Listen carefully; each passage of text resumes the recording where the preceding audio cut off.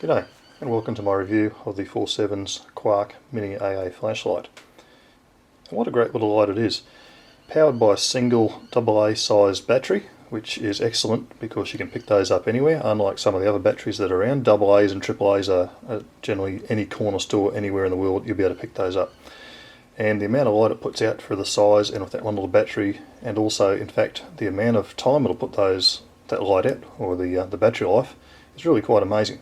What I'd like to do is we'll talk about some specs on the light. I'm also going to roll in and compare it to another 4Sevens product which I've got, which is the Preon 2, which is an EDC flashlight that I like very much. It's powered by two AAA's, and we're just going to compare the output ratings and battery life between those two torches. So before we get into it, we'll just talk about the packaging. Like all 4Sevens product, comes in a very nice box, well presented, got some information on the back there. We'll dig in. Obviously I've got the torch out, so we get the instruction book. We'll have another look at that in a moment. Got a little plastic tray here. In this section was the battery. Yes, it does come with a battery. The flashlight itself was there. In this section we get quite a nice lanyard with a clip on the end that you can hang the torch off on that little split ring that you can see there. Quite useful. Really seems very, very high quality. That it's got a couple of these adjustable toggles on it, so that you can ensure you don't lose your light. And the other item you'll find in there is a spare O-ring, which is always a good thing to have. Now, I mentioned that we'll have a quick look at the instruction book, and the reason I just have a quick look at that is it makes it easy for me to explain how this thing operates. And there you'll be able to see the operating instructions. Should mention this particular light is controlled not with a button but by tightening the bezel on the front. We'll talk about that more in a moment. And it's got several output modes. Now I'm going to bring this up a little bit close. If you guys want to read this in greater detail, you can of course just pause the video, have a look at it.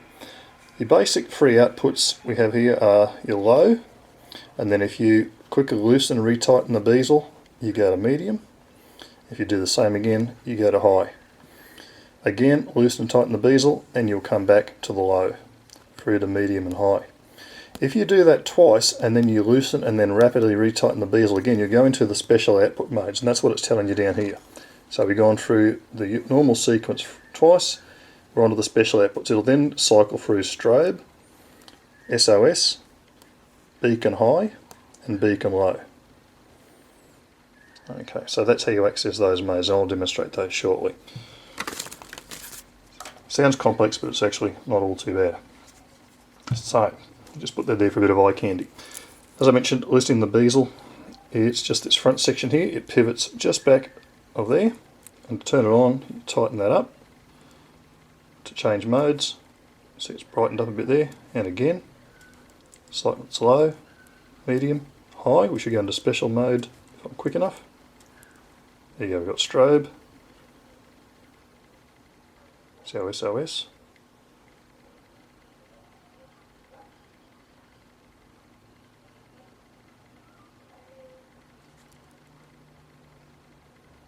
It's our beacon high I think it was, and beacon low, or is it the other way around? I always forget. Let's have a look. Yeah, beacon high does come before beacon low. I always forget that. It's not something you'll tend to use often, or at least I don't. Construction, we'll just bring that up so you guys can see. It's all aluminium construction. It seems very solid. The knurling on there is very nice and grippy. Although it looks like you could unscrew the rear of this thing, you cannot do so, as far as I can tell anyway, or it's been constructed so that you can't. Battery is accessible by unscrewing that front section, which we'll just do to show you. That's what you get inside, and as mentioned, single AA cell powers this little light. Now it is a little light, considering it's a AA. We'll just measure it up and show you guys. In the imperial system, you'll see that it's just a little bit over 3 inches. In metric, well, you can work it out for yourself, they're both on there. The diameter, again, you can see for yourself what that is. Weight on this is very minimal. With the battery in it, weighs in at 1.4 ounces, 42 grams, so there's virtually no weight in it. Ideal light just to throw in the bottom of your pocket. It's probably also, for a lot of people, I'd suggest suitable as a keychain light, maybe getting just slightly towards the larger size for that. However, depending on your system, that might be just fine for that purpose. Outputs. On low, which we showed first, which is the first output you get, just there, 2.7 lumens, and it will run on that for around about 60 hours.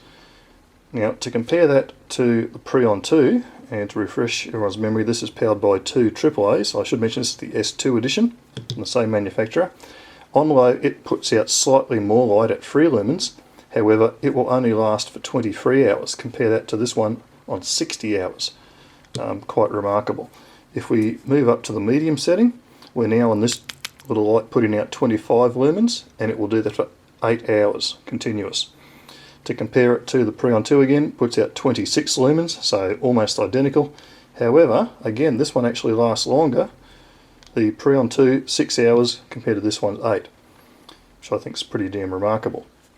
If we go up to the high setting on this little light, we're now punching out 90 lumens, and it will do that for 78 minutes.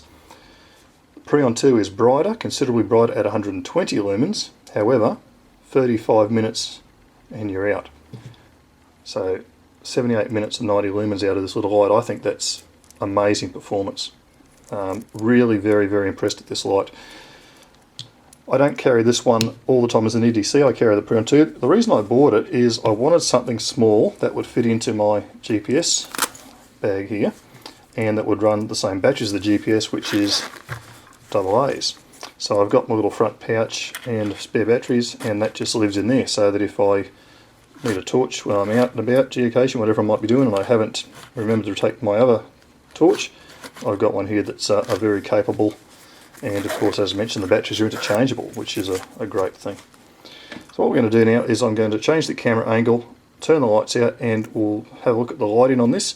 We'll step back and we'll be illuminated a wall from around about 9 feet back, just under 2 meters, and we'll again compare the lighting output of the Quark Mini AA with the Preon 2, and we'll just see how that works out for us, and then we'll come back and conclude. Stay tuned. Okay, so we'll aim the light test at that Guinness sign there on the wall. I'll just switch the lights out, and we'll run through both these lights on the low, medium and high settings. We won't go into the special mode, we just want to look at the era lighting and how bright they are. So we'll switch this light out. Okay, first up we'll do the Quark Mini AA. That's on its low setting. Quite decent area lighting, no hot spots, so that's impressive, I like that. We'll put the Preon 2 on. Very similar. Very hard to tell too much difference in those two. We'll bring the little Quark up again, and we'll go to medium. Considerably brighter, again, nice spread of light, no hot spots, and really good area lighting. Again, we'll just bring the Preon 2 up and put that up to medium.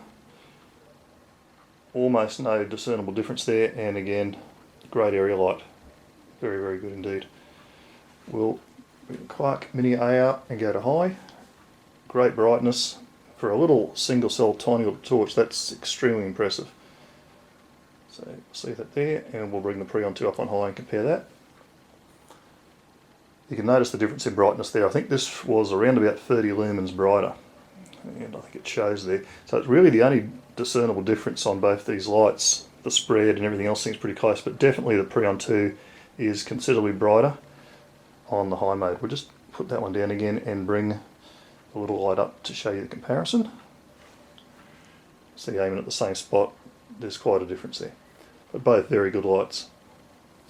Alright, back to the benchtop. So there you have it, the 4Sevens Quark Mini AA. I think we're very fortunate to live in a time when technology's brought us some really excellent flashlights. The amount of light they put out, the battery life we're seeing now, and the size of these things is really fantastic. Not so many years ago, to get that kind of output, you would have been talking about quite a large sort of flashlight to cart around with you. Nowadays we can throw one in a pocket. Perhaps the pen style light, like the Preon 2 here, doesn't quite suit your carry system, so maybe you need to look at something like this.